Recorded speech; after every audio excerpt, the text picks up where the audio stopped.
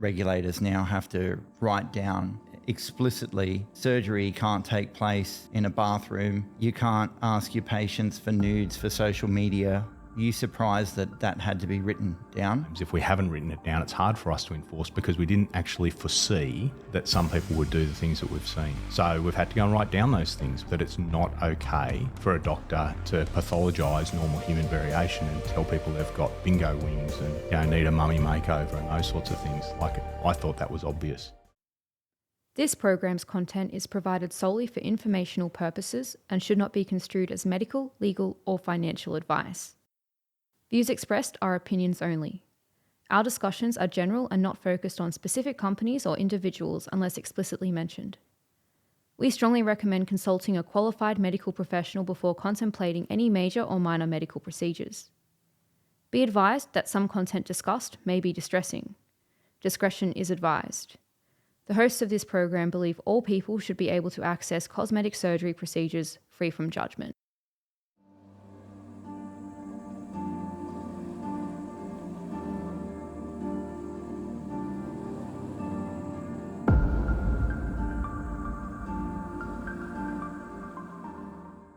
This is Surgery Secrets, Beauty's Dark Side. I'm Madison Johnstone and I'm co-hosting this with Michael Fraser. You can follow along with this podcast on our Instagram and TikTok at operation.redress. Now, you can't really explore the dark side of the cosmetic surgery industry without also looking at who is regulating the industry. The Australian Health Practitioner Regulation Agency, known as AHPRA, regulates various aspects of the cosmetic surgery industry in Australia. Today, we are lucky enough to have Jason McHeyzer here with us today, who is the head of the recently formed Cosmetic Surgery Enforcement Unit. Welcome. Thanks, Madison. For full disclosure, an entity we're employed by is engaged by AHPRA to provide consulting around social media. To be clear, this is not a public relations push for the regulator. It is intended to be an information session, largely useful for patients who are considering going in and getting cosmetic surgery or for those who might know someone. We would also encourage any practitioners or providers in the cosmetic surgery industry around the world to have a listen. We should make it clear that we've had many tough conversations with various regulators over the years, and what we think is in the public interest is often not aligned with what the regulators think, but we find it so much more helpful when the regulator is willing to engage. In the case of AHPRA, we are happy that you guys have engaged because that makes fighting for change a lot easier. And so we wanted to say thank you for that. No, it's a pleasure. Look, I think, as you say, we've had a couple of tough conversations and, whilst we might not agree on all of the specific and fine detail, I think we absolutely are on the same side, which is keeping patients safe. The challenge that we have as a regulator often is that we are constrained by the regulations that we have. In the ability of what we can do. And, you have the luxury, and it's great to have people who can give us the idealistic, what would we do in a perfect world? Sometimes we need to exercise all of our regulatory powers. Sometimes we need to seek additional powers. And sometimes, we work with the tools that we've got. So it's okay that we disagree on some of the fine detail. But, like I say, and I've said multiple times, we're clearly on the same side. How did AHPRA come to regulate the cosmetic surgery industry? I guess that's a big question. So let me start with the basics of, what does AHPRA do? We regulate health practitioners.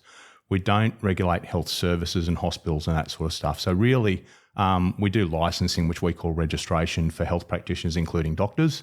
And it's doctors who perform cosmetic surgery. So we regulate their license.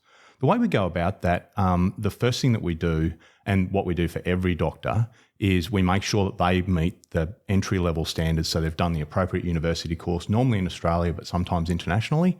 They need to do continuous professional development. They need to maintain recency of practice and insurance and other things. So there's that threshold that every registered doctor or registered medical practitioner, as we call them, in Australia meets those standards. Then there's also some categories of doctors who have specialist registration. So they've done significant additional training that enables them to have specialist registration. So we assess that training, make sure they've done what they need to do, and then they'll appear on our national register, and that controls what they're allowed to call themselves as well. And then those different titles, as we call them, They are used by hospitals, used by Medicare, used by Therapeutics Goods Administration, other regulators to see who's allowed to do what. So we don't say doctors can prescribe. The medicines and poisons legislation in each state says only doctors can prescribe, and that's medical practitioners who are registered with us. So our role is the registration process. But we also write standards, guidelines, codes of conduct for doctors and all of the other health professions that we regulate. Can you explain to us what kind of doctors can do cosmetic surgery in Australia? Yeah, look, this is a challenging question because in Australia we have what's called a title protection legislative basis. So that means that we allow people to use certain titles based on having the skills and experience that go with those titles. But what we don't do is regulate what they're allowed to do, which is called scope of practice regulation. Some places do scope of practice registration, but that's not how our scheme was set up. And fundamentally, our scheme is set up that we allow someone to be called a medical practitioner or a doctor, and then the code of conduct requires doctors to do appropriate skills, experience and training before they go and perform any sort of procedure. But we leave that in the hands of the practitioners. Can nurses do cosmetic surgery? We don't directly regulate scope of practice for nurses either. But again, the nursing code of conduct has exactly the same provision. So you need to have done appropriate knowledge, skills and experience to do whatever the procedure is that you're doing. And so in nursing, for example, there's a spectrum between enrolled nurse, registered nurse and nurse practitioner with expanding experience as you move through those levels. So depending on the experience that somebody's got, the training that they've got will determine what they're allowed to do. We've seen issues in the cosmetic surgery industry from both plastic surgeons, so you spoke about specializations, yep. But we've also seen issues as well with the non-specialist surgeons. And I think that was sort of brought to light in those media exposés. We've been calling them documentaries on this podcast that happened in 2021, 2022.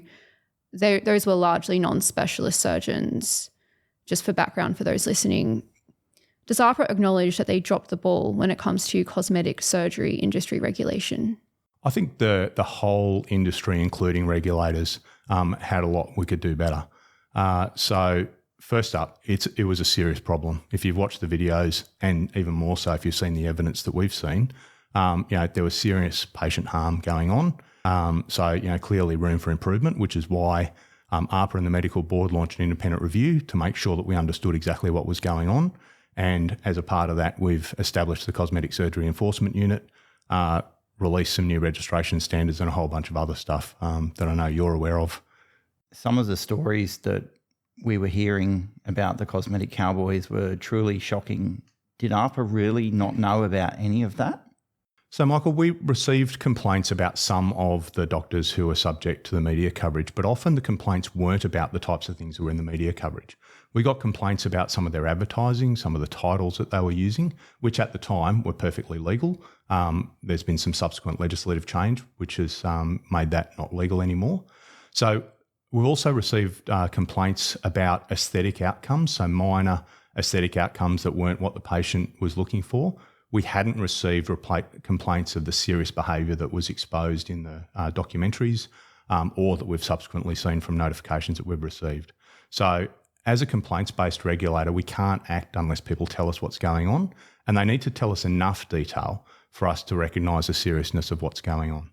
Do you think that's sort of changed now, like now that you've seen all these people coming forward, that there's like early stage indicators that would enable you to have a better insight that maybe a string of complaints that didn't seem very detailed about a practitioner might cause you to want to look further into that practitioner? Yeah, so one of the things that the independent review did was look at why we weren't able to, join the pieces of the puzzle with the information that was in front of us. And certainly, one piece was, how do we get the public to know that we exist and to report to us? And then the other was, when we do get reports, how do we get more information so that we can see when something's serious without overdoing our investigations? We get 10,000 notifications a year. And so with cosmetic surgery notifications, we establish a specific team so that we've got common processes that we use for cosmetic surgery notifications to really explore the patient's journey beyond just what was reported by the patient.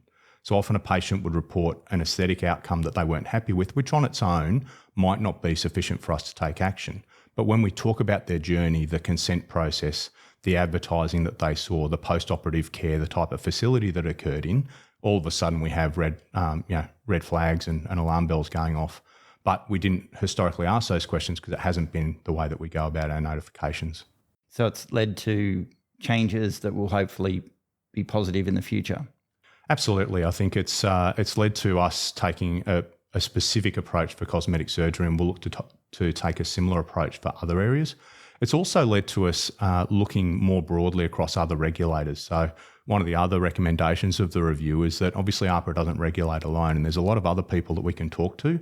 And whilst we've always had abilities to share information, we've really improved our connectivity with other regulators so that we can join the dots between us.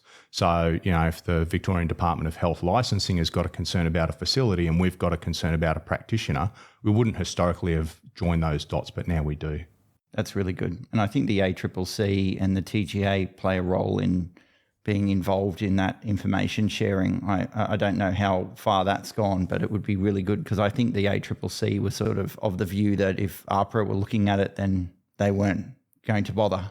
Yeah, look, there's a lot of regulation in Australia that overlaps, and advertising is a really good one, and the three organisations that you just mentioned is a great example.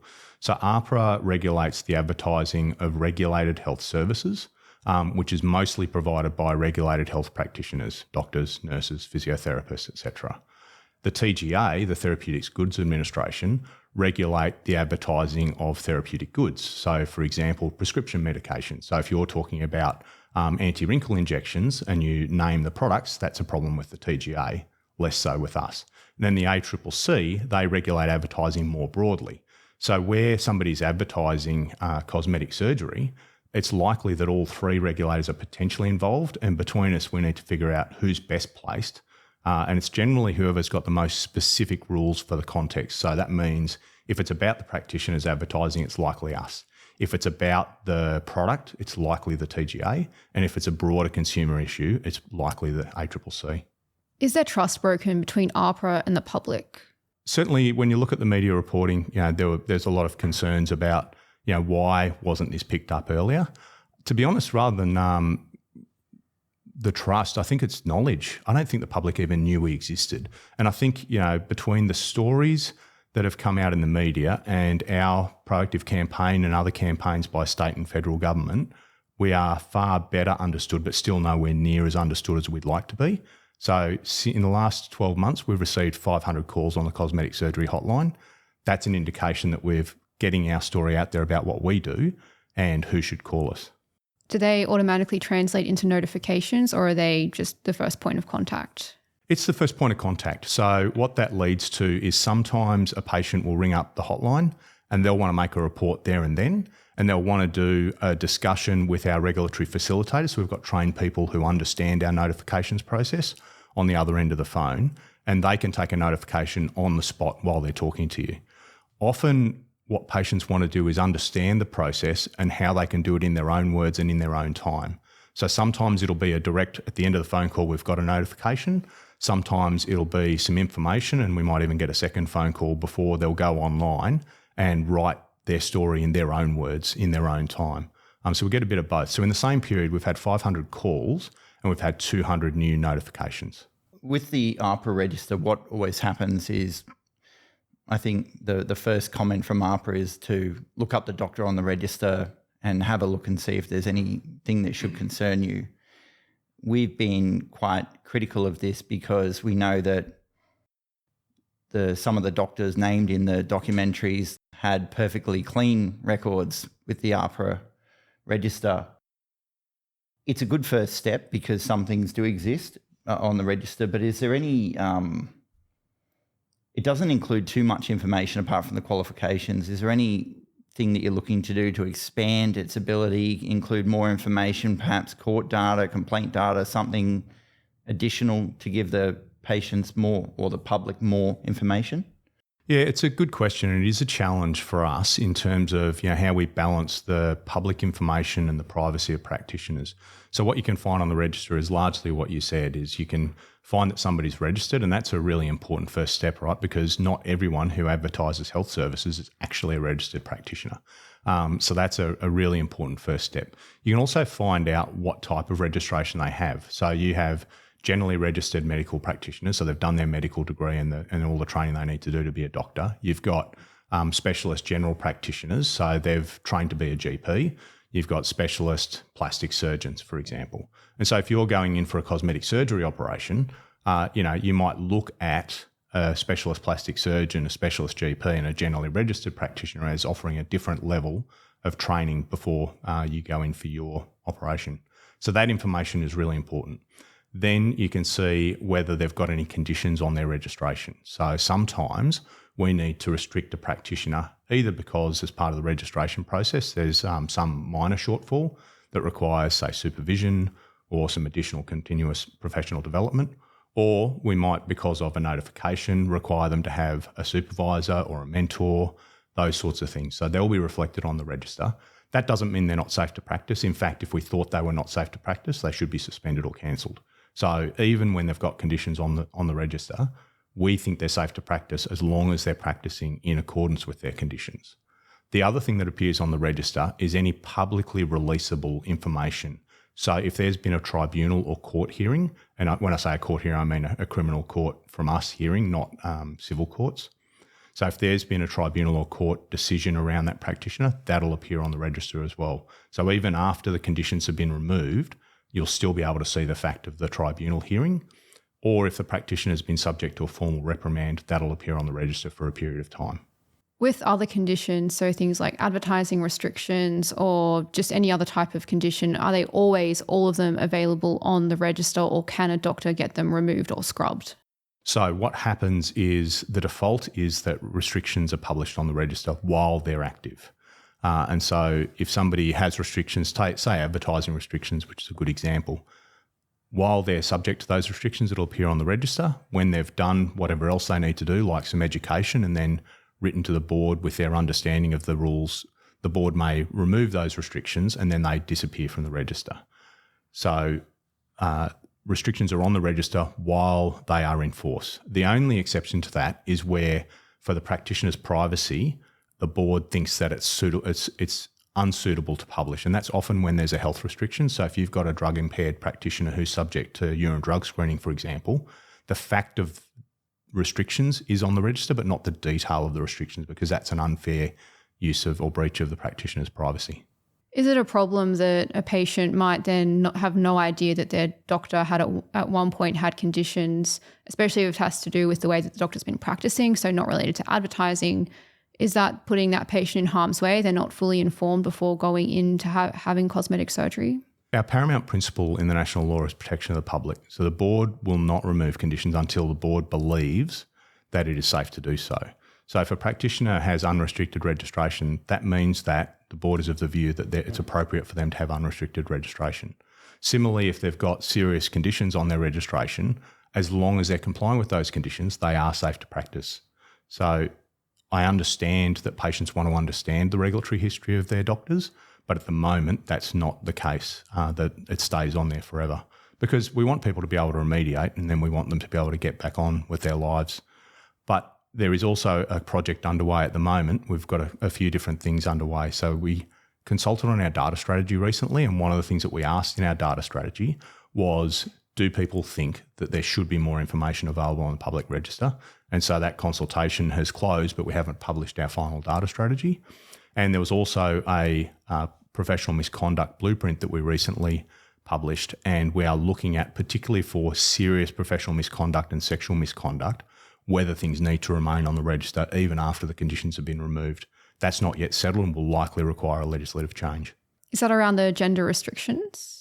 In part, gender restrictions. There are other restrictions and even suspensions and cancellations. So at the moment, if a practitioner is suspended and returns to practice, the tribunal decision will appear on the register, but there are other things that won't appear on the register. So there's a question, and we haven't fully answered that question of what else should we continue to publish. The other question that often comes up in that context is, can I see whether there's been complaints about my doctor? And as a patient myself, I completely understand that what you really want to know is not, are there conditions, because most practitioners don't have conditions. What you really want to know is, are patients happy? And one of the potential measures of happiness is, have they had a complaint with AHPRA? But a lot of our complaints, when we look at them, it doesn't represent professional misconduct or unprofessional conduct. Unfortunately, surgery has serious risks associated and things go wrong. And when things go wrong, that doesn't mean that the doctor's necessarily done something wrong or they've met the thresholds for unprofessional conduct. So those appearing on the register when things have gone wrong would actually be, in some ways, a breach of the practitioner's privacy because those complaints weren't found to be sustained. So keeping that information on the register, and also it allows kind of mischievous use of complaints. We see, we don't see a high number, but we definitely see, complaints about competitors. And so what we wouldn't want to do is be able to, complain about a competitor that appears on the National Register if it's not a valid complaint. It does seem like a complex issue. Anecdotally, we've had patients come to us and they were told by AHPRA after they complained that AHPRA sort of said to them, well, you were told of the risks. And because that risk materialized, you were told about it, so that's not the doctor's fault. And our concern was, well, just because the patient was told about the risks doesn't mean that the doctor was practicing in a way that was safe. Do you have any comment on that? Our role is to protect future patients. So where a practitioner or a doctor is practicing unsafely, we want to protect future patients. But we can't offer refunds, we can't offer revision surgery, we can't offer compensation. And we absolutely recognise that's super frustrating for patients, but it's not our role, unfortunately. So things go wrong sometimes that are nobody's fault. And, I can imagine as a patient, that's incredibly frustrating. From 2020 onwards, we viewed a significant amount of content online and on social media especially. I think we viewed tens of thousands of images and videos, an alarming amount. And what we were seeing was, it really shocked us. And we've said before that we actually were completely outside of this industry. We had no idea whether it was legal or whether it was standard practice. We were seeing live surgeries, very gruesome graphic content. We were seeing highly sexualized images of female patients. We were seeing manipulative language being used like mummy makeover, phrases that were really quite demeaning towards women, sometimes even children. Were you personally shocked at what you saw in the media? And now that you've started proactively monitoring this space, have you been personally shocked at what's been out there in advertising cosmetic surgery? Oh, it comes as no surprise that the answer is absolutely yes. I was shocked by some of the stuff that I saw. And frankly, when we take some of our papers to the medical board, the board members are equally shocked. What we expect of our medical practitioners is that they are professionals with the highest ethical standards. And if you look at some of the content that you see on social media, even today, although it is significantly better than it was, it just doesn't meet that test for what you expect of an ethical professional practitioner. So yes, I think we were all shocked by some of the stuff that we saw. And I think there's also a question that has been levelled to us as, how did we not know? And, when you see on TikTok or Instagram or YouTube something that clearly is available to the public, there's an expectation that the regulator must be aware of this. But there's 900,000 registered health practitioners in Australia, and I can tell you I don't follow their TikToks and Instagrams, and it's just not feasible to do so. The amount of people that we'd need to employ to do that would be, obscene. So we've got to prioritise, and prior to this, we had a purely complaints-based advertising approach, and we've moved to a proactive advertising approach in cosmetic surgery so that we can see these things when they occur. We're still not going to see everything, but we're looking for problems now. That's sort of what surprised us the most. And I think we're actually in that first documentary with our shock saying this is all publicly available. Why are we doing it? Where is the regulator? Are you surprised that essentially regulators now have to write down explicitly that surgery can't take place in a bathroom, that you can't ask your patients for nudes for social media? Are you surprised that that had to be written down? So the whole basis of our regulation and the code of conduct relies on practitioners recognising what's right and doing what's right. If we wanted to have an approach that assumes people are going to do things wrong, we would have a lot more paperwork, a lot more rules and regulations. So we apply some basic principles, a framework, a code of conduct, and we assume that well-trained, ethical medical practitioners are going to do the right thing by their patients. That's kind of the basis of our system. So when we see things that don't meet that, we have a look then at our ability to go and enforce. And at times, if we haven't written it down, it's hard for us to enforce because we didn't actually foresee that some people would do the things that we've seen. So we've had to go and write down those things. We've had to write down the bleeding obvious that it's not okay for a doctor to pathologise normal human variation and tell people they've got bingo wings and need a mummy makeover and those sorts of things. I thought that was obvious. But if we don't write it down, it's hard for us to enforce it. So we've had to write down a whole bunch of things. We're actually going to have a guest on this podcast who did a PhD on pathologizing ugliness. So it'll be interesting to gain their perspective as well around this issue. I've found myself in situations where I'm out with a friend and I like photography. So I've taken a photo of a kangaroo in the bush and I'm scrolling through my phone to show them the photo. And I'm going through all the screenshots of the doctor's conduct that we screenshot when we see it on social media. And there's often a gasp from my friends, like, what have you been looking at? And I have to say, oh, that's actually medical doctors advertising cosmetic surgery in Australia. That's their creepy content. I'm just capturing it so I can do something with it.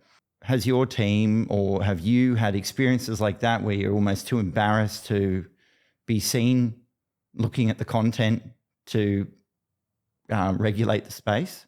Oh, absolutely. I've kept a separate social media account for my work and for my personal life because, frankly, I don't want my feed to be littered with the things that are in my work feed. The office that I work in has glass walls so everyone can see what I'm doing, and often the things on my screen are not things that you would ordinarily have in a professional's office as you walk past my window and look in to see what I'm looking at. And similarly, when I'm working from home, thankfully I have young adult children, not young children, but occasionally, my family walk past my screen while I'm doing my work. And yeah, absolutely, some of the things that you see are not what you expect to see in a normal workplace.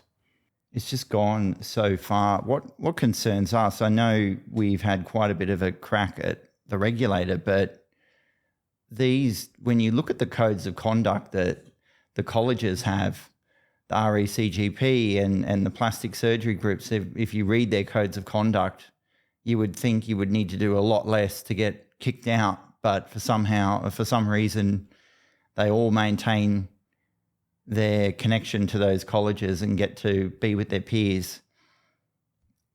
Do they have a role in this to say to their members, at least in private conversation, what you're doing is unacceptable? It's embarrassing us all. Look, we've certainly had productive conversations with a lot of associations, colleges and societies related to the professions that we regulate. So, we think it's very helpful for us to engage with them and for them to engage their members. And in fact, members are more likely to listen to their own association than they are to the regulator. That's just because they feel closer and safer talking to them.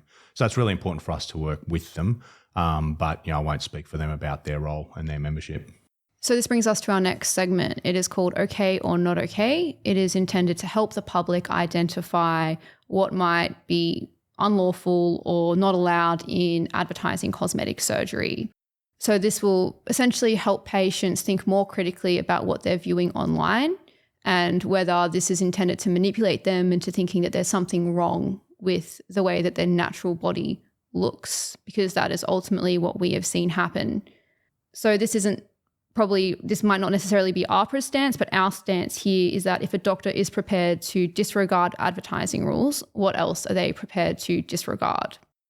So we're hoping that with this segment, it'll help patients potentially identify breaches of AHPRA's advertising guidelines. I love the idea of what you're trying to do with this, Madison. Before I dive into individual details, I think it's really important to look at the big picture. What is good practice advertising is a good place to start. Good practice advertising gives balanced and accurate information to patients. The overall impression created by the advertising doesn't mislead. It describes and shows realistic results, presents risks and recovery accurately. It makes clear that one person's outcome might not be another person's outcome. And it presents normal body variation positively. It doesn't pathologise normal human variation. Clearly, medical practitioners doing that just isn't acceptable. When we review advertising, we do look at the small details, but we also look at the overall impression that the advertising gives. What's a patient who's thinking about going to that doctor going to take away from the advertising? So it's not just the individual words and the individual, breaches or potential breaches. You can potentially, as an advertiser, avoid all of the specific words that we say you're not allowed to do and still create an overall impression that is misleading, and that is not okay. But I think it is still helpful to look at the individual examples. Jason, I just want to read you a list first.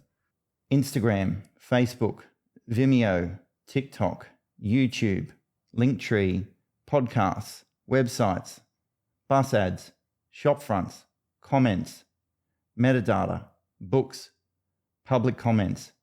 Do you consider all of these forms of advertising and areas of interest to your compliance team? So advertising is anything that is trying to direct a patient towards a regulated health service. So all of those things, to the extent that they're trying to link a patient to a practitioner or a practice, are advertising and are subject to the advertising rules and the advertising guidelines.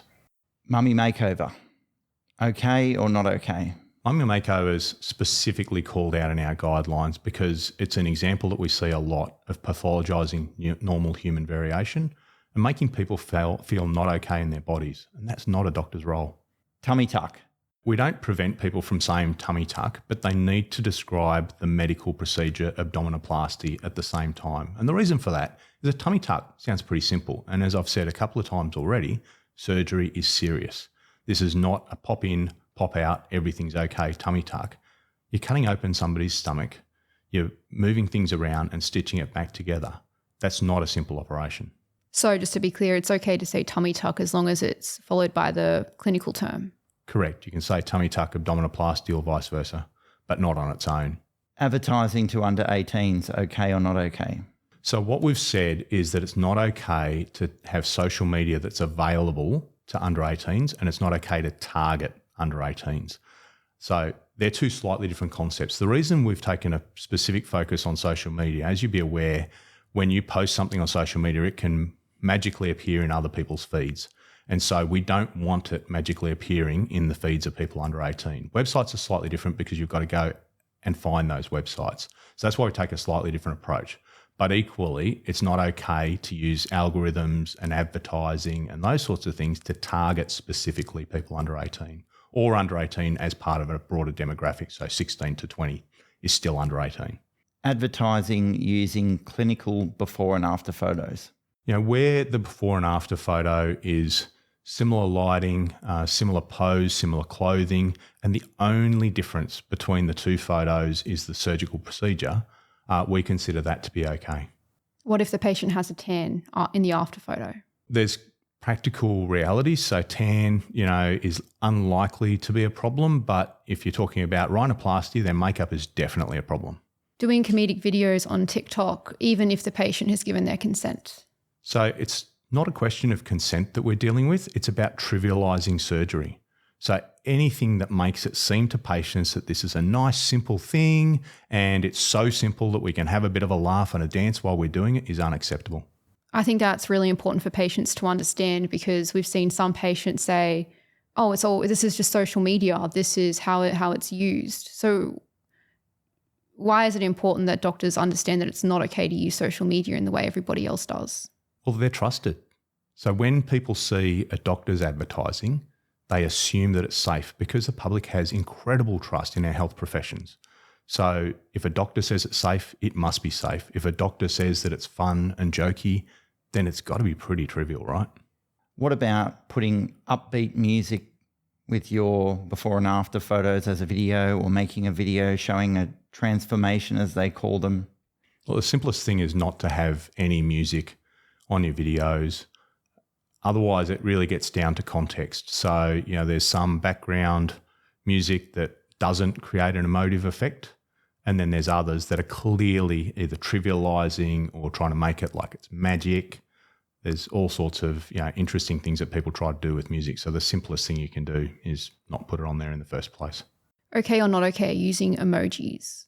The reason that we say that it's not okay to use emojis is because emojis are associated with fun and trivial and shortcuts. So the use of emojis in advertising for serious surgery makes people think that it's trivial, safe, and okay. I actually had not considered the shortcut point there. I know we advocated pretty hardly to ban emojis because they also gain the attention of children, but I had not considered that actually emojis are a shortcut in communication. So that's interesting. Using photos sent in by the patient on the beach in lingerie or in a bikini. We're talking about medical advertising, right? Yes. So I think that gives you your answer. Not okay? Not okay. But sometimes patients say, well, that imagery helps me see what the surgery looks like in the wild, in real life. Look, I think it's a good opportunity to really talk about one important concept. So a doctor in their consultation with a patient, once a patient has already come to the doctor, is able to share a lot more information than you can in advertising. Advertising is seen in the wild without context.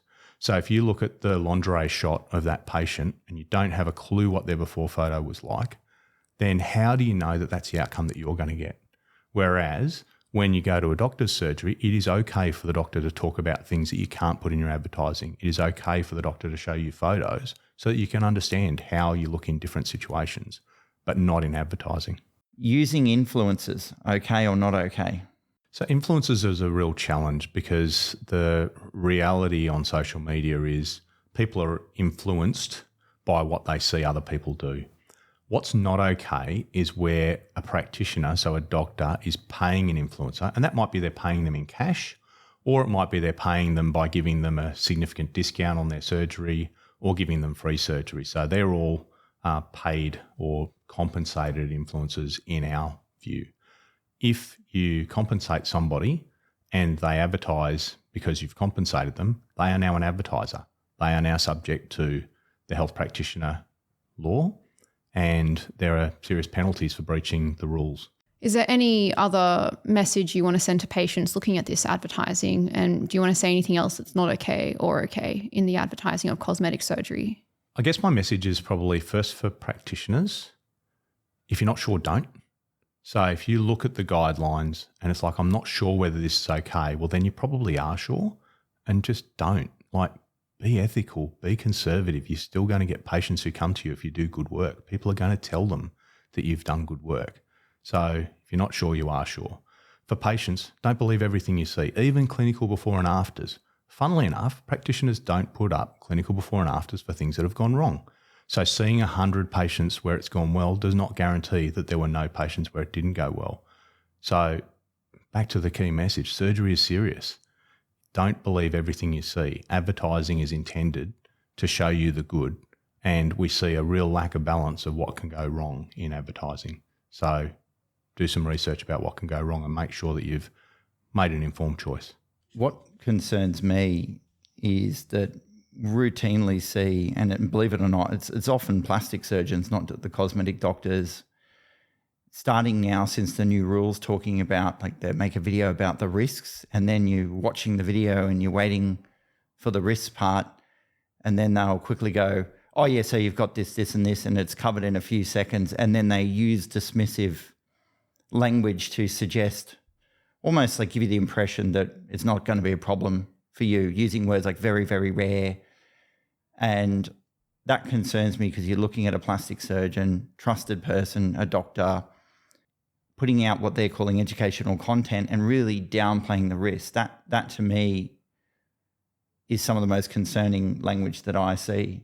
When we're looking at advertising, we don't differentiate between specialist plastic surgeons and other registered medical practitioners. So my comments are broad across all of the registered medical practitioners that we're looking at.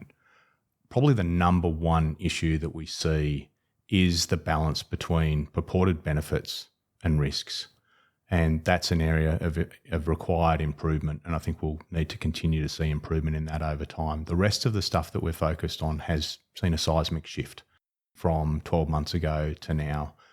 And the challenge with risk is people, don't understand the risk. So if there's a 1 in 100,000 risk of something going horribly wrong, and there's 200,000 surgeries done in Australia in a year, that's 2 people who are going to realise that risk.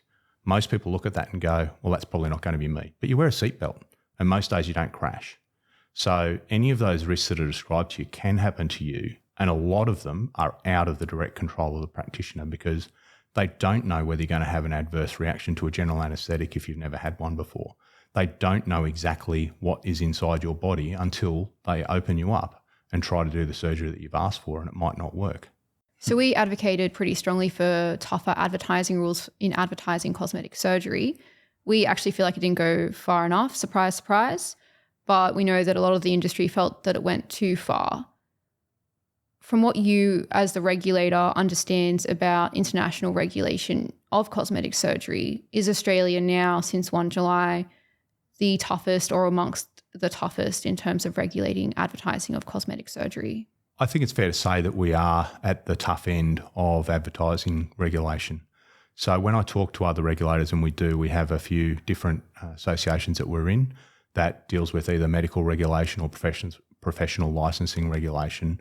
And when we talk about cosmetic surgery, people are asking a lot of questions, particularly around the proactive advertising audit approach. Most regulators do what we used to do, which is wait for complaints. So we've had a lot of inquiry about how that works, and we've had a lot of compliments on the advertising rules. I'm super proud of them. And look, there's things that I would love to have put in there that I don't like personally when I look at advertising, but we don't have enough of a basis to do that. So I understand why you would like them to be a little bit tougher than they are, but I'm super proud of the rules. And when I look at the advertising of 12 months ago and the advertising now, it is chalk and cheese. There's still things that I don't like. There's even more things probably that you don't like, but it really has improved. And we should, be positive about the practitioners who have made those changes. Well done to the industry for moving as far as they have. Yes, I want them to move a little bit further in both what we've got in the guidelines now, and there's some other things that I'd love them to do. But they have moved a lot, and I'm really proud of what we've achieved. The Instagram feeds are definitely looking very different than they were 2 years ago. So it is important to acknowledge that is a positive step in the regulation of the cosmetic surgery industry. Is there any international regulators that have been watching what you're doing? Oh, there's a lot of international regulators who are talking to us about what we're doing, trying to learn from what we're doing and seeing whether the same approach works for them. That would be amazing if that started traveling through to other countries, and what you started not only started helping people here, but people around the world that you don't know. And we often say to people like the nurse whistleblower who triggered everything that we're all talking about now, Justin Nixon, that he doesn't know the people that he's helped. He will never know most of the people that he's helped. And now what you're doing, changing how you regulate advertising in Australia, may actually change the lives of others in other countries if that regulation flows through and they have tougher restrictions in other countries, improving the lives over there as well. Nobody wants to have bad media reports about their organisation, and we clearly did have those bad media reports, and that wasn't enjoyable. But what we've done is try and turn that media attention into an environment where we can make positive changes. So, I think if you're going to have that bad media coverage, you better do something about it. What would you suggest to influencers who feel they were botched or otherwise are unhappy with their outcome, keeping in mind that they've actually signed documents with doctors promising to promote the practice? Regardless of whether you're an influencer, you're still a patient, and doctors have to do the right things by their patients. So if your doctor hasn't done the right thing by you, you can talk to us. Even if you've signed a contract with the doctor cannot make you not talk to the regulator. And there's significant protections under the national law for talking to us, that you're not subject to criminal or civil liability for talking to us. So I would definitely encourage them to talk to us if something's gone wrong. Do you prosecute every case that comes across your desk? A simple answer is no. If I start with an analogy, it's illegal to go 63 kilometres an hour in a 60 zone. But the police don't generally issue fines at 63. They focus on higher risk issues, like the person who's going 80 in the 60 zone. So when we deal with advertising breaches, our first goal is to have the doctors fix the problems. Where the problems are minor and the doctors address them, we don't need to take any further action. The advertising problem has gone away. But we can, and we do, take action where the breaches are more serious, and where doctors have repeated breaches, or where they fail to do what we've asked them to do to fix up those breaches. We can impose restrictions that require a doctor to do formal education and then write a reflective report to the board on what they've learnt. And often if we do that, then we'll also put in a restriction that they can't advertise while we wait for that process to complete. We've done that in a couple of cases to date. The doctors have done what they were supposed to do and we've removed the restrictions. Similarly, the board can impose a formal caution, which doesn't appear on the National Register, but appears on the practitioner's records so that if anything else goes wrong in the future, it's taken into consideration. And we've done that in 6 cases. We also have a number of cases before us at the moment where the board has proposed regulatory action and we're awaiting a practitioner response.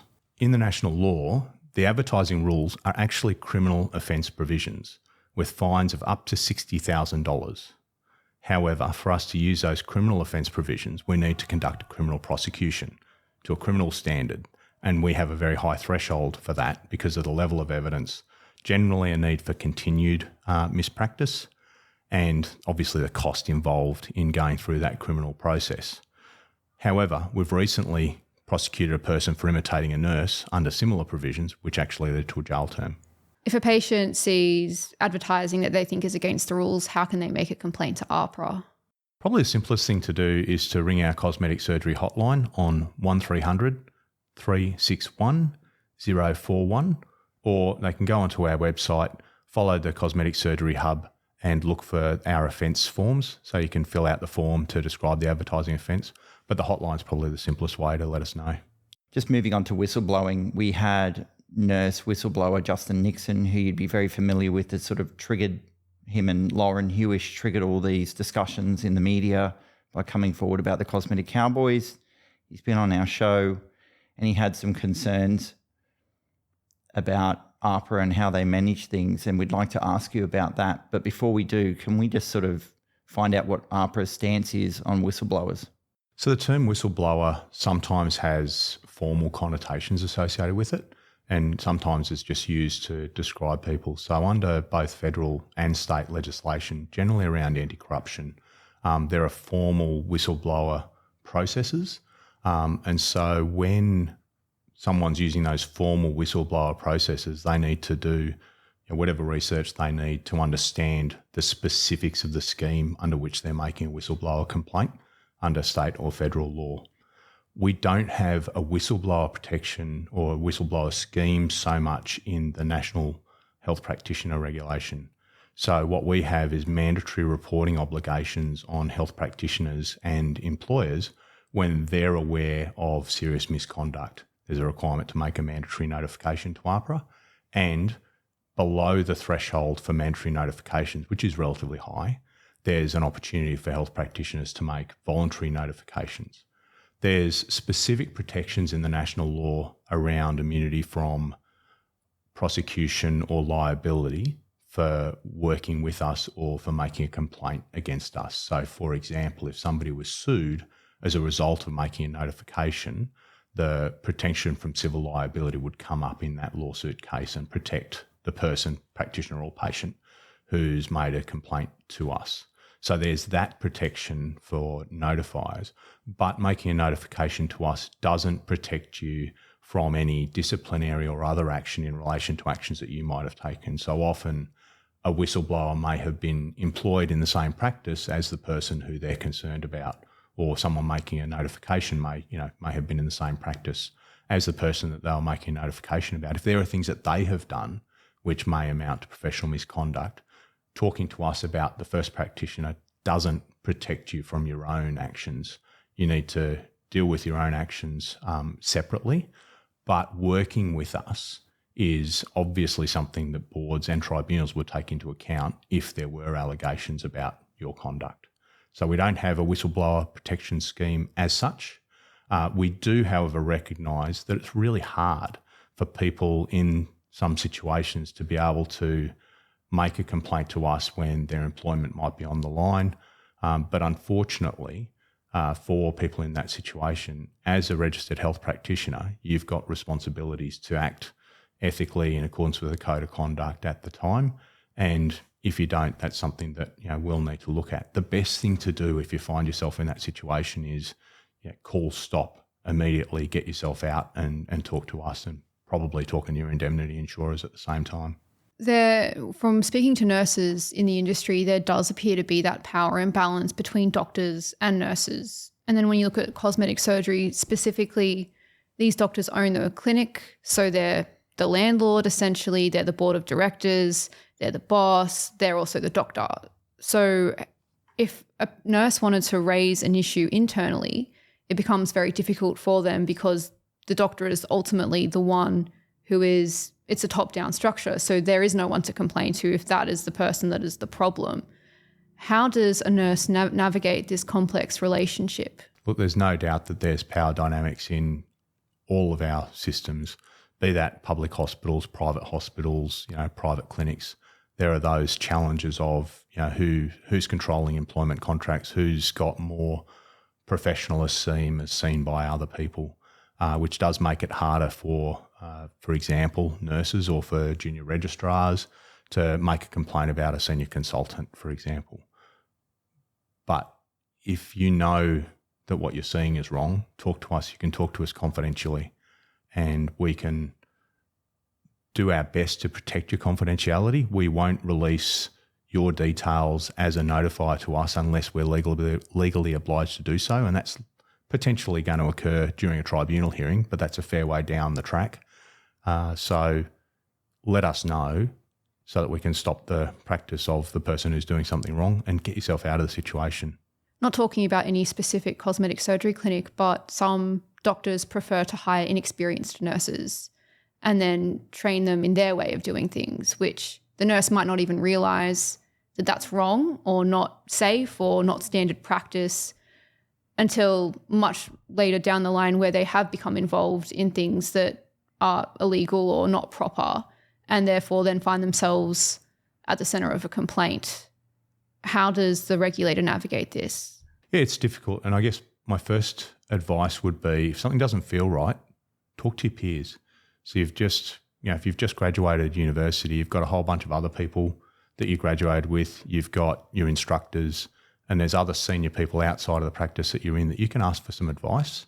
Because I agree, you're a junior person walking into a practice and you don't know what right is, or you get told, like many courses do, oh, that's not how we do things here. That's just what you learn in school. So seek some advice and find out. But we recognise the power dynamic, and if you look at our regulatory action that we've taken in response to notifications, we've got 14 practitioners responsible for 170 notifications who are not currently practicing cosmetic surgery as a result of the notifications we've got. They're all medical practitioners. What if a whistleblower wants to make a notification to AHPRA, but they don't have a lot of evidence to prove the claim they're making, and they're worried that it'll be called vexatious? So we have a vexatious notifications framework, and there's a relatively high threshold for vexatious. So there's misconceived is one of the terms that's defined under the national law rather than vexatious, and that's often used where there's insufficient evidence for us to be able to make a finding. So obviously we can't take regulatory action against a practitioner, in this case the medical practitioner, unless we've got sufficient evidence and a basis for doing so. So we do need evidence of what's going on, be that names of individual patients so that we can request patient records. So we don't necessarily need all of the records because we have pretty significant powers under the national law to go and get records and get evidence where we're aware of where to look. But just saying Dr. Michael's dodgy, we can't really deal with that. And even if there's some specifics about in this procedure, this is the sort of thing he does, we really need a specific patient at the end of that doctor's practice for us to be able to seek the records, because we have to have something concrete to put to the practitioner. We can't take away someone's registration without just cause and without providing them with a right of reply. We want to protect the public, and it's clearly our role is to protect the public. And in those situations where we have to balance the rights of the practitioner and the rights of the public outweigh the rights of the practitioner. That's why we have powers to suspend while we're investigating, even though we haven't collected all the evidence. But we've still got to have a credible basis for doing so. So we do need something to work with. Some nurses think that AHPRA will take the word of the doctor.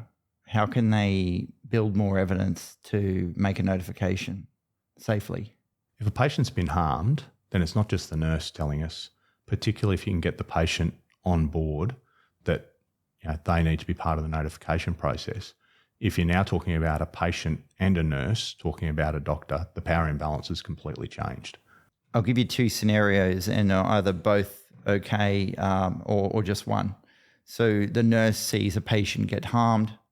They give you, AHPRA, the name of the patient, say this person was harmed. The second is that they approach the patient and together they make a notification about the doctor.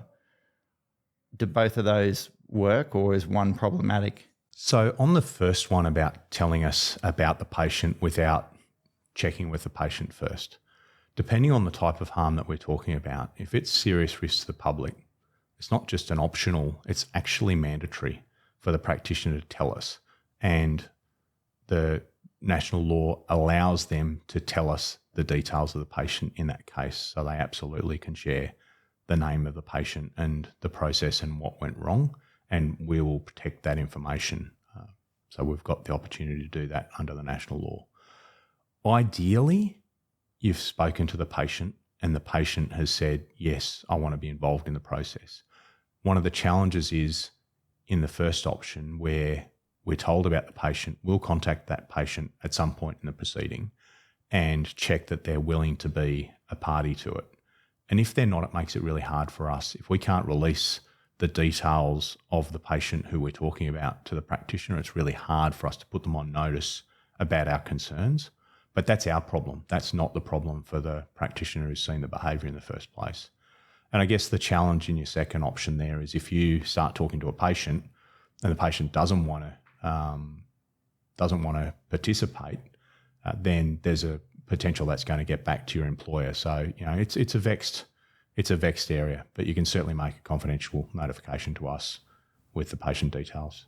What if the patient hasn't been harmed yet, but what the nurses or the doctors are seeing is alarming to them? It's a departure of standard practice. So there's no real evidence. They haven't filmed anything, haven't recorded anything. It's just purely what they witnessed. How do they go about making that notification? I think it's a really important question because you'll see things that are supposed to occur that aren't occurring, infection control being a really good example, that might not occasion harm today, but will almost certainly cause harm in the future. And we want to get to it before it causes harm. So if you've got practitioners who are not following the appropriate procedures, I'd say seek some peer advice first, just to make sure that your understanding of the situation aligns with, the broader peer view of the situation, to say, yeah, this looks like it really is subpar, and then talk to us about the situation that you find. The challenge then is how we get the evidence of what's occurring. So there's likely to be some interviews with you, potentially some other people who are in the same practice, to try and really understand what's going on in that practice, because surprisingly enough, doctors aren't going to write that in the patient records. Nurse whistleblower Justin Nixon said that he was really frustrated with the process when dealing with AHPRA, and we just wanted to, and he still remains frustrated and he feels that he wasn't properly listened to. If we can just play you what he said when we interviewed him and just ask what your thoughts are on that, is that okay? Maybe.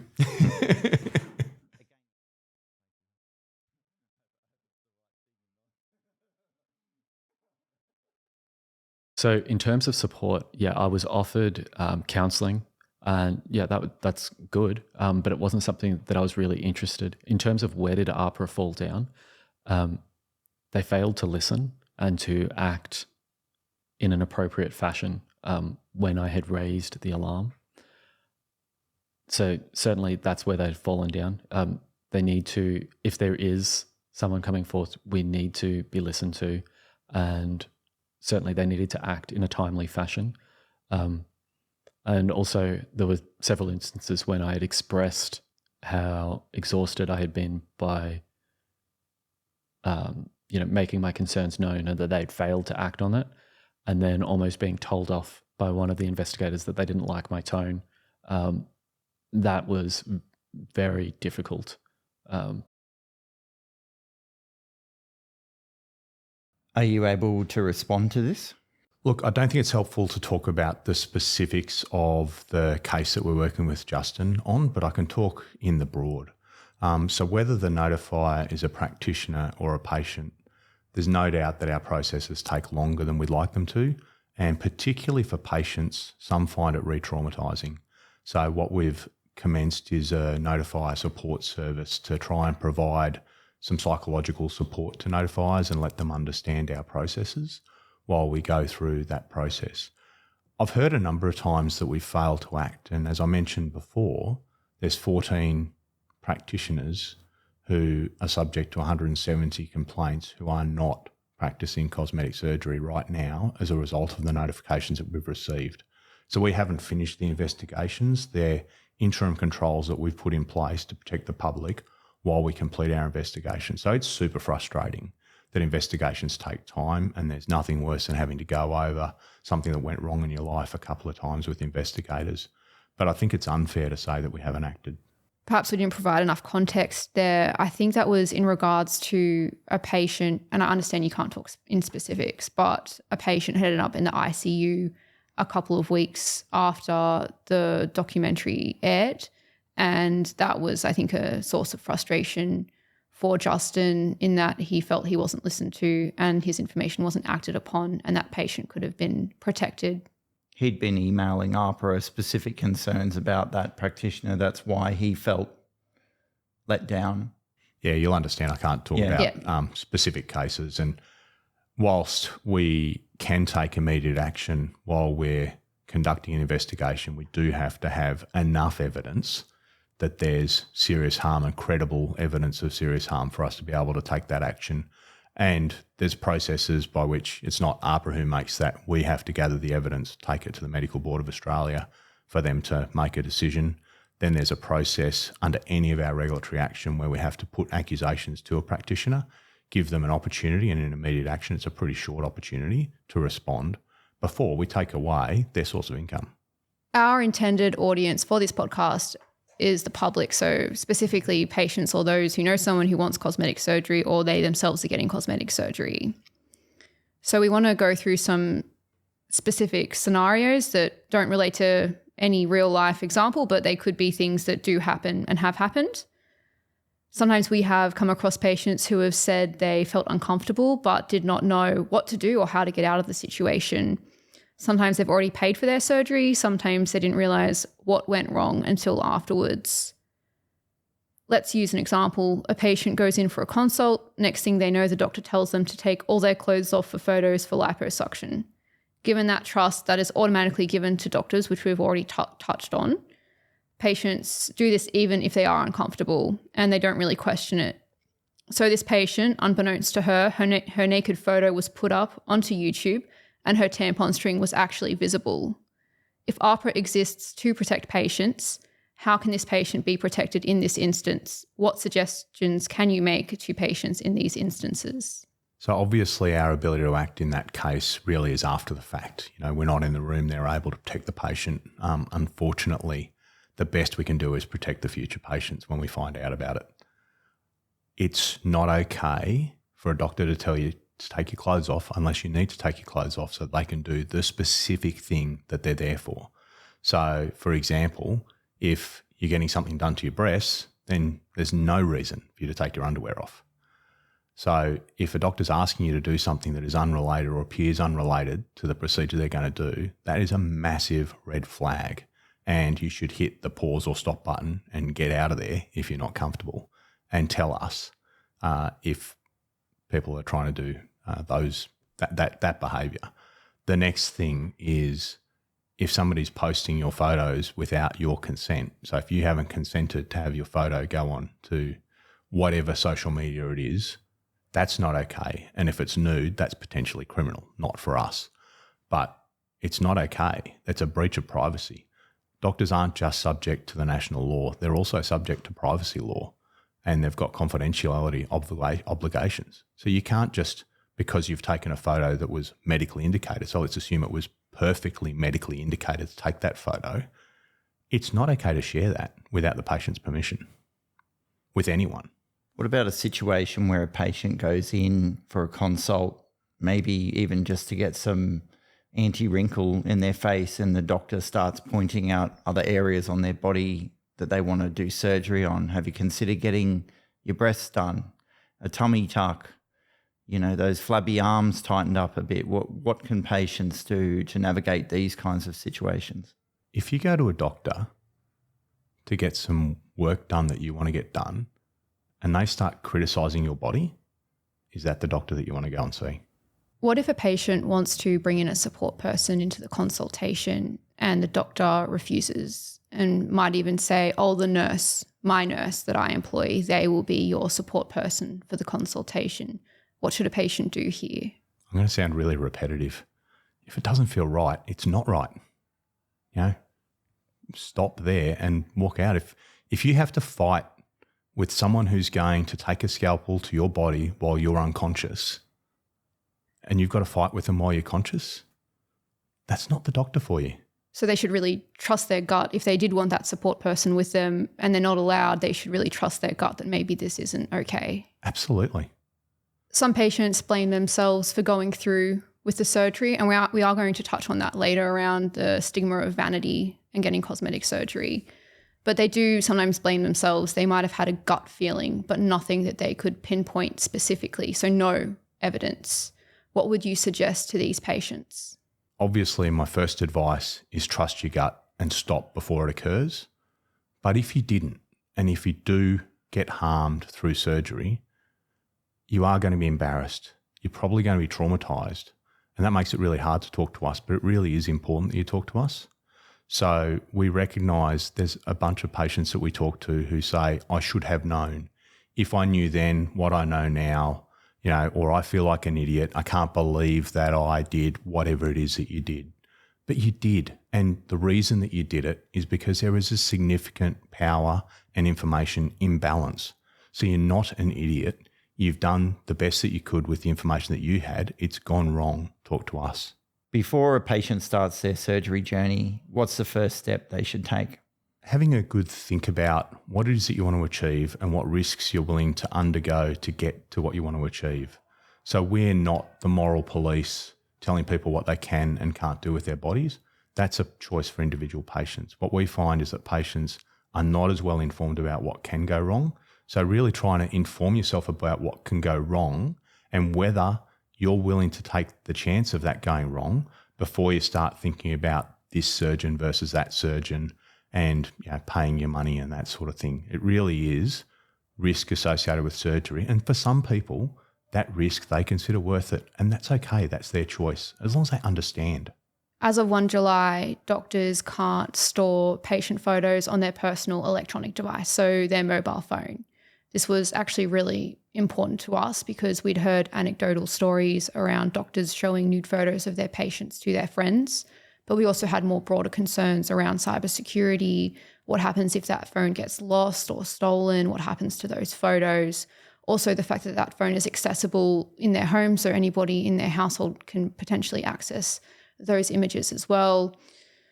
How can a patient ensure that their photos, their clinical images, are being taken on a practice device and not a doctor's personal mobile phone?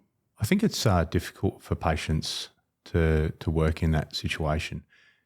If you see a doctor using their mobile phone and not a professional looking camera of some description, there's a fair chance that is going to be on their personal device. So if you're not comfortable with that, then say no, I'd rather it be taken on a proper camera like you're supposed to under the AHPRA guidelines. That's not an easy discussion for a patient to have with a doctor because the doctor's the expert, right? The other thing, which is really inconvenient advice, but it doesn't stop it being true, is when you get the things that a doctor gives you to sign, do read through them because often what we find is patients don't know what they've signed themselves up to. And so if they've signed up to you can use my images in perpetuity on Instagram, then that's obviously more of a challenge, which is why in the new guidelines we've introduced additional protections that say patients must be able to remove their consent. So even if you've signed everything away, tell the doctor that you don't consent and put it in writing and keep a record of it. And if they keep using your image, that's going to be a problem with us and potentially with other regulators, depending on the type of imagery that it is. So a patient can come to AHPRA and complain if their images are being used or stored in a way that they aren't comfortable with and they've asked the doctor to fix that issue? Yeah, so if you've signed something giving the doctor consent and they've done what you've consented to them doing, obviously that's not going to be a problem with us. But if you change your consent for that and the doctor doesn't follow your directions, well, then that is going to be a problem for us. In what situation would you refer a practitioner to the police if they, for example, took unnecessary photos of a patient in the nude? What kinds of things might lead to that? We have made referrals to police in cases of serious sexual assault and that sort of both professional misconduct and criminal conduct. So where we think what the patient is describing to us, the first thing we'll do is ask the patient, have you spoken to the police about that? It's better where the patient is willing to talk to the police about it instead of us being a sort of middle broker. But if we need to, then we can refer those things to the police. But it's really where we think that it's met some criminal offence. Is there a way that the regulator can recommend for patients to better protect themselves? So, for example, one thing that I know it's a bit of a debate in the medical community, but can patients, or would you recommend that patients record their consultations with the clinic? We don't really have a position on recording consultations. There's certainly challenges in both directions in terms of the privacy that goes with that. So, I don't have a specific view on that, and we don't have a preferred approach to recording consultations. You can take notes. You can review the information that the doctor gives you. Often there's a lot of information in the patient information sheets or whatever the consent documents that a doctor gives you. And there will almost always be a very good description in there of the types of risks, even if the doctor's glossed over it in the consent discussion, which is not okay, by the way. But I'd say, really nobody likes T's and C's, but looking at all of that and saying, was that described to me? And don't do it like immediately after you've had your consultation. The reason that we've introduced a cooling off period as part of the cosmetic surgery booking process is so that people have the time and space to go back in their head about what did the doctor talk to me about? What were the risks? Read the information that you've been given, because you have to have a copy of that information so that you can look at it and go, I'm actually not sure about this risk. What's a seroma? What's the risk associated with general anaesthetic? I don't remember them talking about that. Patient recollections often aren't identical to what actually occurred. It's a really stressful environment. There's a huge power dynamic. You don't remember everything that's said to you. So if you read something and you go, I don't remember that, well, then ask about it. Follow up on it. You've mentioned before that sometimes patients come to AHPRA and they're not harmed necessarily, like physically harmed, but they're not happy with the aesthetic look of the surgery. What is AHPRA's process here? Look, where it's an aesthetic outcome, then we start really getting into that area between the regulated health service aspects, which we're part of, and consumer aspects of I didn't get what I was sold. The way we regulate health is around the health outcome, not around I didn't get what I paid for, if that makes sense. There's no doubt if you've thrown tens of thousands of dollars at a problem, you want to get the outcome that you're expecting. And one of the challenges when we talk to practitioners is when practitioners, through their advertising and through their discussions with patients, give patients unrealistic expectations of what might happen. No doctor can promise you the aesthetic outcome. They can tell you what they'll do to try and achieve the outcome that you want. They can show you examples of how they've achieved a similar outcome from other people. There are no guarantees. So a doctor's saying, oh, you're going to get a great result, or you're going to look perfect after this. That might be a point where the patient should take a step back and really consider their options. What's perfect? And I know people talk about, great results and perfect outcomes. I mean, the doctor themselves are setting themselves up for failure there, because then anything other than the patient being completely delighted is a failure. So nobody can tell you you're going to have a great outcome or it's going to be perfect. Some patients come to us exhausted by the process with AHPRA, and they feel that the doctor's word is being believed over them and that AHPRA says doctor didn't do anything wrong. Is there an appeal process? Is there anything they can do beyond that? So the first thing that a patient can do if they're dissatisfied with the regulatory outcome, and I guess I'd recommend not just look at the outcome, but look at the reasons behind the outcome. Sometimes we might take no further regulatory action because of something the practitioner's already done. So if there was a problem with the consent process and the doctor has gone and done additional education and written some reflection on how they intend to change their consent process going forward, that should help protect the future public. So we don't need to intervene further after having told the doctor about the notification. So a no further action, as we call it, which is an unhelpful name, doesn't mean no action. So sometimes the practitioner themselves has done something, sometimes their insurer has forced them to do something, sometimes their employer has made them do something. So we're not the only player. And so I think sometimes patients see no further action as we don't believe you, whereas actually what it means is we're satisfied that enough has happened to protect the public going forward. That said, if you're unhappy with the outcome, the first thing you can do is use the AHPRA complaints process. So if you go on the AHPRA website and look for complaints, you'll find out how you make an internal complaint. So that goes to a separate area in AHPRA that will deal with your complaint about AHPRA, which is separate to your complaint about the practitioner. If you remain unsatisfied, we also have the National Health Practitioner Ombudsman. So if you search up NHPO, they're a completely independent body to AHPRA. And so they can investigate what we did. Again, they're not investigating the practitioner, they're investigating our process. Have we followed the process? Have we done what we're required to do? But I think it's also helpful to sort of explain sometimes where we take no further action and patients are absolutely dissatisfied with that outcome. So there's a terminology that we use where outcomes are within the normal range or the expected range, or it's a risk that was reasonably foreseeable and described to the patient. We see patients who have significant pain and long-term functional limitations as a result of their surgery. It doesn't always mean that the doctor was performing below the standard.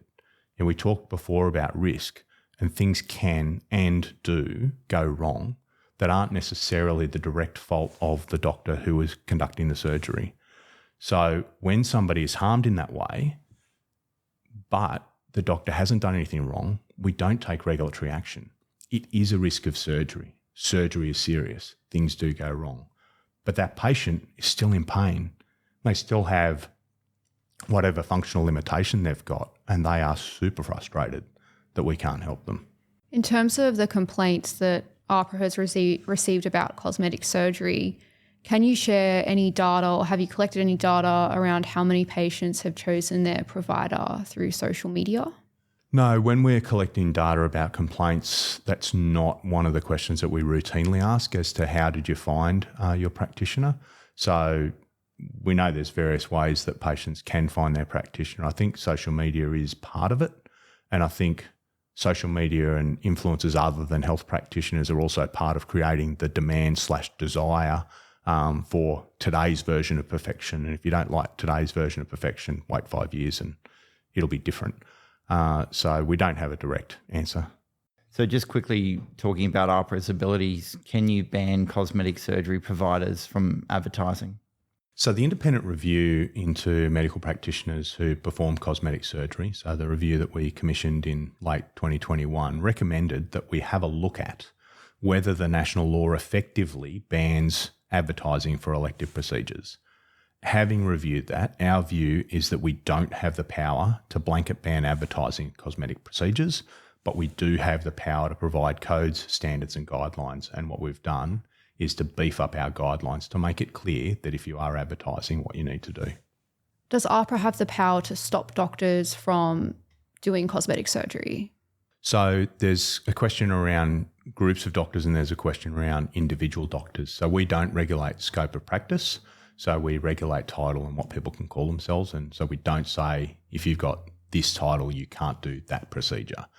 But what we do is we deal with individual practitioners on the basis of complaints. So the medical board can suspend doctors while investigations are underway where there's a serious risk to the public and after we've followed the appropriate processes. Only tribunals in each of the states and territories can suspend or cancel a doctor's registration at the end of an investigation. The board also has the power, both during an investigation as immediate action or at the end of an investigation to impose restrictions on practice for doctors and other health practitioners. We've touched on what kind of evidence a notifier like a nurse or a doctor might need to restrict it and for the end outcome to be a doctor being restricted. But what about a patient? What kind of evidence does a patient need to provide AHPRA to have that kind of a result? It's dangerous, and I think it's also reality for patients to think about the result, the regulatory result that they want. I think what we would really like patients to bring to the table is, here's my experience, board with your experience. Can you please make sure that the public are protected in the future? That's our role, and that's the medical board's role. So to help us with that, what we really need from patients is to tell us their version of what happened, and give us the permission to talk to the doctor about their case. So without the permission to talk to the doctor about their case, even if it was horrible, it's really hard for us to give the practitioner an opportunity to respond. We have to provide that opportunity to respond. We can seek medical records. We don't need patients to give us their medical records. If they tell us about their experience, we will get their medical records. That's no problem. And often patients have seen more than one practitioner. So there's a practitioner who they're concerned about, but they might have also then gone and talked to their GP. They might have gone to an emergency department. They might have gone to see another practitioner to get revision surgery or to contemplate revision surgery. So the more they can tell us about those other things they've done, the details of those practitioners and permission to talk to them, the better it is for us to compile a complete picture to understand what's going on. You said a patient doesn't need to provide medical records. Sometimes patients come to us and say they're concerned what the doctor that they're complaining about has actually put in their medical record. Maybe that they were difficult in some way, they were lying. These are things that patients have told us that the doctor might have furphied a little bit in their records. How can patients protect themselves with that? Oh, it's really hard for the patient to, understand exactly what's gone into the practitioner's records. So there's obviously an opportunity that practitioner is the sole arbiter of what they write in the records. So we don't assume that clinical records represent, absolute truth. Where they've seen another practitioner, the doctor that they're concerned about doesn't have a role in those records. So they certainly are valuable as well. Where the doctor has provided you with, for example, consent documentation, then it may be useful for us to get that documentation from you as well as from the doctor. And certainly if there's a mismatch, that's a serious problem on top of the behaviour that the patient's concerned about. Falsifying records is serious. Also, if the patient's taken notes after the consultation about what they understood out of the consultation, which is something that we recommend you do, then your notes that you took at the time are quite relevant and have significant value. Is there a situation where AHPRA could pursue an influencer under the national law, and how would that work? So if an influencer is paid with money or with services in kind for posting content, then our view is that they are advertising a regulated health service. That means that they are subject to the national law and the rules around advertising a regulated health service, and breaches of those rules are criminal offences. However, our first approach would be to have them remove the content and stop breaching the rules. I don't think a lot of influencers are aware that they could be captured under a law that is essentially governing health practitioners, especially if they're not a nurse themselves. So is there a message you want to send to influencers who are patients and are promoting cosmetic surgery clinics? If somebody's paying you to advertise on their behalf, have a read of the advertising rules. Obviously, the main concern we're going to have is with the practitioner who's paying for the advertising, and particularly after the 1st of July, where it's pretty clear in the guidelines that that's not okay. So AHPRA have started doing proactive monitoring of advertising of cosmetic surgery online and on social media. What does that look like now? So if I rewind the clock 12 months, we would wait for a complaint and then we would have a look at what the complaint said. Now what we do is we search for cosmetic surgery practitioners and we have a look at their website in light of the guidelines, and where we find breaches of the guidelines, we document them and send a letter to the practitioner asking them to fix it. We look at social media. We've got ways to collect social media, including transient content. We look at websites. We look at all the sorts of things you can get out online. that's the easy stuff for us to look at. So that's where we focus our efforts. If the practitioner fixes the things that we ask them to fix, then we have a look at whether the breaches were so bad that we need to take regulatory action. And if they weren't, then we close the case and the practitioner will hopefully stay compliant. Where we've had a prior complaint with the practitioner and they do the same thing again, having fixed it up, and then they go and do the same thing, well, then it's more likely that we'll take regulatory action. Or where the breaches are flagrant breaches, then we may step straight to regulatory action. And in extreme, we may go to criminal prosecution. I'll just read you some notes that we've got here. We've heard many instances of patients ending up in the ED or ICU as a result of cosmetic surgery procedures performed in Australia, and there is next to no record keeping of who performed the procedure. That's what we're hearing, and healthcare workers don't report it. Plastic surgeons tell us that they are regularly fixing botched patients from both cosmetic doctors and plastic surgeons based in Australia. An idea we have discussed with nurse whistleblower Justin Nixon is a compulsory national register accessible by AHPRA that records patients ending up in the ED or ICU as a result of any surgery, not just cosmetic. Data tells a story, and from the regular industry chat we hear, it would enable early detection of dangerous practitioners while providing better protections to the public. Has AHPRA ever considered doing something like this, and would you support a proposal if we brought it to legislators? Look, we don't have access to quality incident data outside of complaints to AHPRA, and we know that there is underreporting to us. When I was in aviation safety regulation, we had access to high quality incident reporting that we used to forecast trends before the next accident. So I'm absolutely convinced that better data helps us do our jobs. Health ministers announced that they were exploring a cosmetic surgery register similar in scope to the breast device register, and we fully support that approach. However, I also must say that the national law includes mandatory reporting obligations for all health practitioners who observe serious unprofessional conduct. We hear the same anecdotal stories that you do about the frequency of presentations at EDs and for revision surgery, but it isn't reflected in the reporting to us by those practitioners. So there's really a role right now with the rules that we have under mandatory reporting obligations. There's a role under voluntary reporting obligations. And I must say we have seen an improvement. So we are seeing reports from practitioners, but not at the rate that we hear about anecdotally.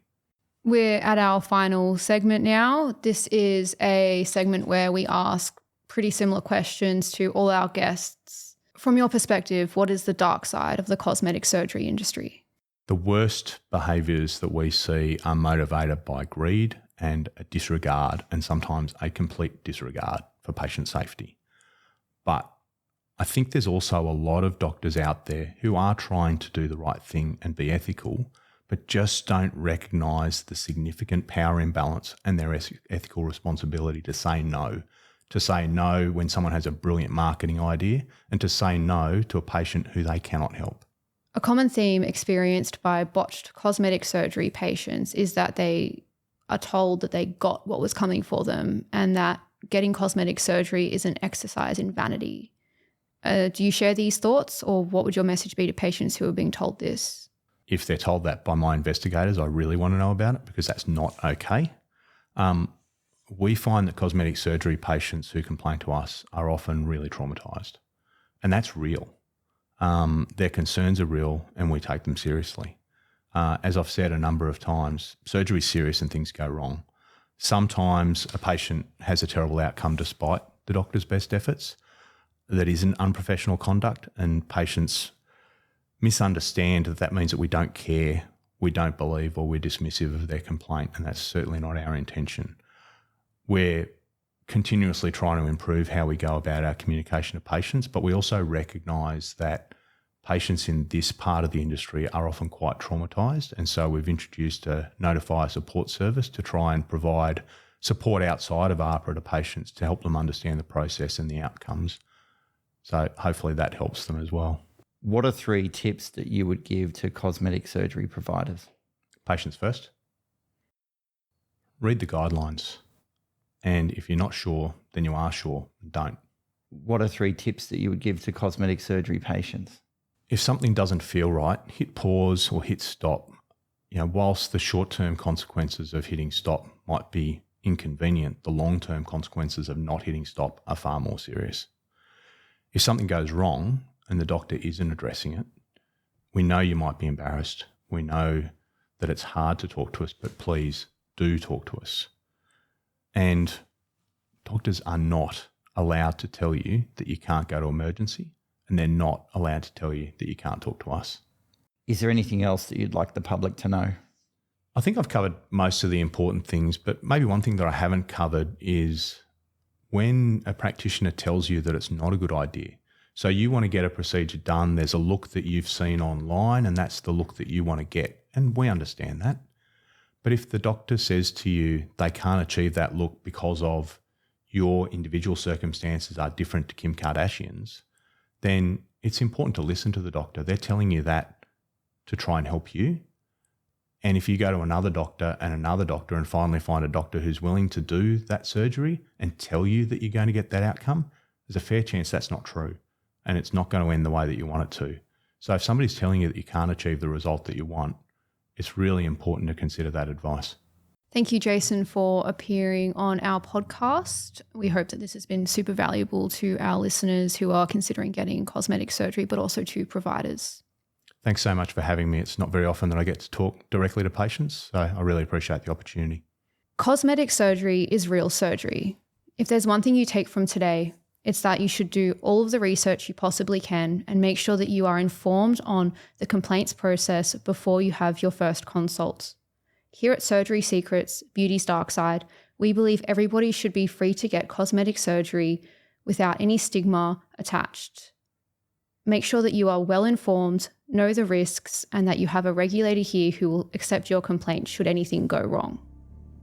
Make sure you follow us on TikTok and Instagram at operation.redress for snippets and shorts from today's interview.